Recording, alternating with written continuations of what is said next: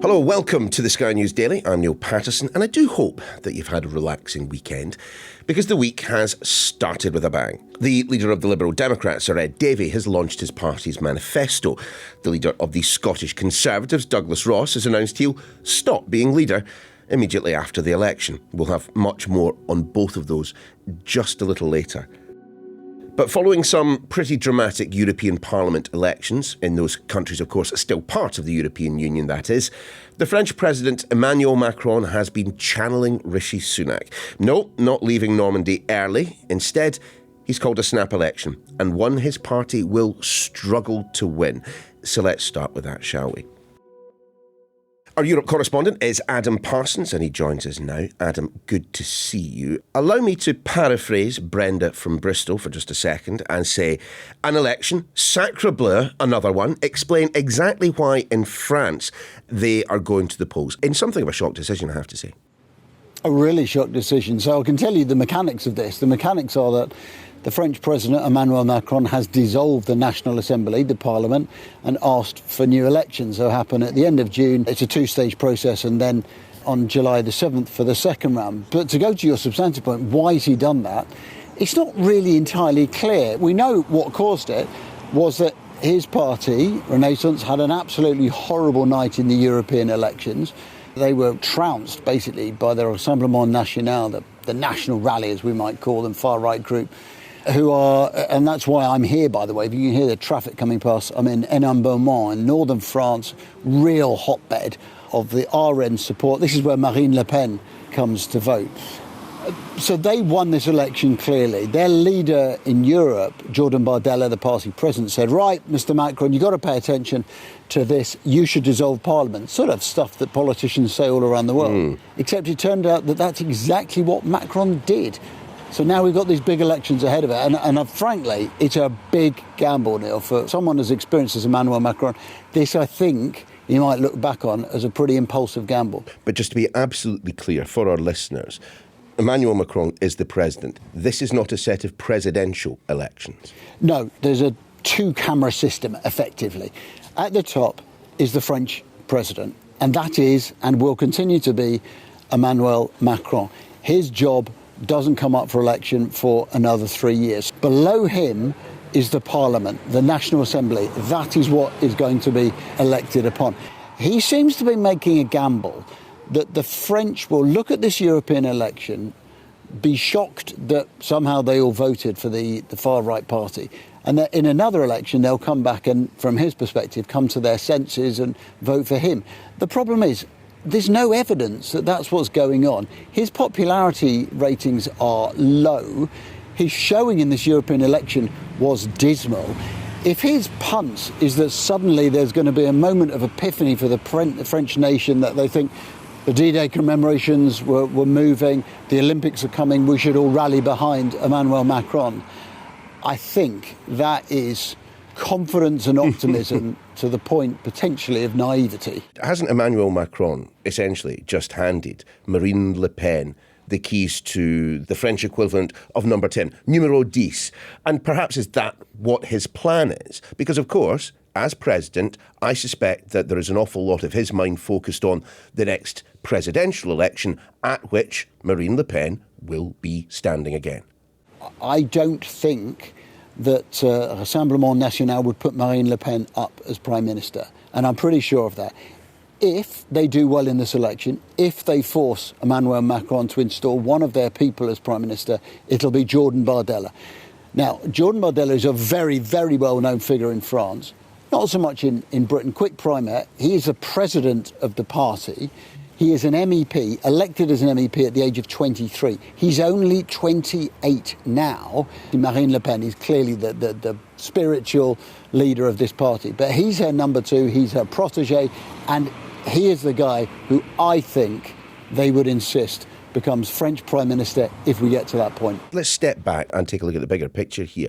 To what do we attribute this kind of pan-European shift to the right from the centre-right? Are we seeing elections being fought on the same grounds? Immigration, smaller states, the traditional stuff of the right wing in the first place. Is there something more happening here? Because I do understand that there is quite a lot of joined-up thinking and coordination between some of these parties in Europe as well. Yeah, so it's a bit of everything, to be blunt. And we should say it's not everywhere. The rump of European politics is still in the centre ground. So European People's Party, which is effectively the kind of centre-right grouping in the Parliament, actually picked up seats. And not across all of Europe did we see a sort of surge in the far right, but we did see it in pockets. France being an obvious example. In Germany, the AfD, who really are very far right, came second. The Freedom Party in Austria did well. And of course, we already know about Giorgia Meloni running Italy. So what do you look for as a common factor in these? Well, migration is a significant factor in European politics, and it has certainly been a factor with the National Rally in France, with the AfD in Germany, with the Freedom Party in Austria, but also in national elections across Europe, whether that is in Latvia, in Denmark, Sweden, Finland, Spain, all over the place. Migration, almost whether it's genuinely affecting society or whether it's a spectre, that's a factor. I think the problems with the European economy, you have to say, have been played out as an issue. There are those who think that Europe is too focused on supporting Ukraine, and populist nationalist parties have made plenty of that. And I think, now, the other thing you have is this sort of sense of disaffection with mainstream politics and politicians. This idea that they're not in touch with everyday people. Adam, we're just about to turn our attention to domestic politics and the general election in the United Kingdom. Lib Dems are out today launching their manifesto, and they are talking about rejoining the single market at some point. From your perspective, what does this rise in the populist right, do you think, mean for the future of the European Union itself and indeed Europe's relationship with the United Kingdom? Well, I don't think that we're going to see any nations leaving the EU. In a funny way, Brexit and the economic challenges that has brought, the difficulties it has entailed and the discord that has followed has actually, I think, dissuaded a lot of these exit movements. You had various countries, Poland, good example, where around the time of Brexit, there was a substantial movement for leaving the EU. Well, that's faded now. Every other country in the EU, all 27 of them, substantially in favour of remaining. Now, that isn't to say that they all love the EU. Plenty of these groups, particularly these right-wing, these populist groups, the Rassemblement National being a good example, think the EU is fundamentally flawed. But instead of thinking, so let's leave, what they're now saying is, so let's remain in and reform it. Let's make it smaller. Let's cut spending. Let's change its foreign policy. In terms of Britain's relationship with the EU, at a political, diplomatic level, they would have Britain back. I have to say, pragmatically, there was no love for Boris Johnson. The fact that he has gone, I think, would soften that move back, whoever is running the United Kingdom. And I think there is just a general feeling, Neil, that the EU misses Britain, that it misses the diplomatic clout, the defence security that they bring, certainly the trading. And also, lots of these Eastern European countries used to lean on Britain, used to see Britain as a bulwark between the French and the Germans. That's not there anymore. There is a fear that the French-German motor is once again going to take control and try and ride roughshod over everyone else. They would love to have British diplomats back to try and be the cartilage between those two bones. Adam, thank you. After the break, we are back in Blighty, looking at the pending resignation of Douglas Ross and that manifesto launch by the Lib Dems. Back soon. Welcome back. We will turn to the Lib Dems in just a moment, but let's pick up on the Tory travails with our chief political correspondent, Jon Craig. Hi there, Jon. Pretty clearly, the Conservatives are having problems either side of Gretna Green at the moment. Rishi Sunak, of course, still being criticised for his decision to make a sharp exit from those D-Day commemorations. Now we have the Scottish Conservative leader, Douglas Ross, saying he will stand down as leader the other side of the election if he is elected an MP. What's going on? He really is Mr. Flip-Flop, isn't he? I mean, the Tories talk about Sir Keir being Sir Flip-Flop, but I think Mr. Ross is the gold medal winner of flip-flops. I mean, what's he going to announce next? I say that recalling, of course, his performance in 2020 when Boris Johnson was under fire over Partygate. One day Mr. Ross called for him to go. The next day he said, oh no, I'm not calling him for him to resign anymore. Last week we had what I regard as a pretty shameful move by Mr. Ross. Talk about kicking a man when he's down, sacking a man on his sickbed. That's David Duguid, who in the last Parliament was MP for Bamford Buchan, and despite a very serious illness had been selected to fight a new seat up in the Highlands. Then suddenly Mr. Duguid gets sacked as candidate, and hey-ho, a few hours later Mr. Ross pipes up and says, well, actually I want to stand in that seat. So he's now said he's giving up the leadership. He says he's not going to be a candidate in the Scottish Parliament at the next election. What is he going to do? I mean, does he want to be Pope? I mean, in this election campaign, we've got Mr. Ross, Mr. Flip-Flop, and then we've got Billericay Dicky, Mr. Holden, who has carpet-bagged from the northwest Durham to... Conservative Party chairman, of course. Party chairman. I mean, Mr. Ross and Richard Holden, they really are the pantomime villains of this election campaign, the ugly sisters. But you're having fun, John, which I suppose is the main thing. But but look, I suppose there is a very, very real parallel, isn't there, between Douglas Ross and Richard Holden. The chicken run, as many people have been calling it. These candidates parachuted in at the very last minute, often into very safe seats and almost always in favour of local candidates who'd been doing the grassroots groundwork for months, perhaps even years. These two are not backbenchers. They are the holders of high office in the Conservative Party, the party chairman and the leader of the Scottish Conservatives. Their behaviour makes them look like a self-serving elite. I mean, I have had lots and lots of messages over the past 24 hours from candidates who are appalled at the behaviour of, well, mostly Mr. Holden, and the way that many good candidates, would-be candidates, were frozen out by Conservative Central Office, and they see Mr. Holden at the very last minute getting a plum seat with a decent majority. Let's just think for a second, though, in a week of some pretty significant policy announcements and indeed manifesto launches, perhaps, and I think even they would probably agree with this, the least consequential of the three big national parties, the Liberal Democrats. Some interesting stuff there on £8 billion, £9 billion worth of funding for the NHS. We've seen an awful lot of emphasis on access to GPs, access to dentists, a social care system set up free at the point of delivery like the NHS. Just reflect a little bit, if you can, John, on the campaign that the Liberal Democrats and indeed Sir Ed Davey have been having. Here is a man who has put himself front and centre. There's been plenty of silliness, pictures of dinosaurs, him falling off a paddleboard into a sewage-filled river. But there's also been seriousness as well. The revelations for many people, many of us, I should say, about the level to which he was a carer for his own child. Now, we shouldn't dismiss the Liberal Democrats in this election because they are second to the Conservatives in many seats. I think from memory it's something like 80. And you'll notice that where he has been campaigning, he's gone almost entirely to the seats where the Lib Dems are challenging the Tories.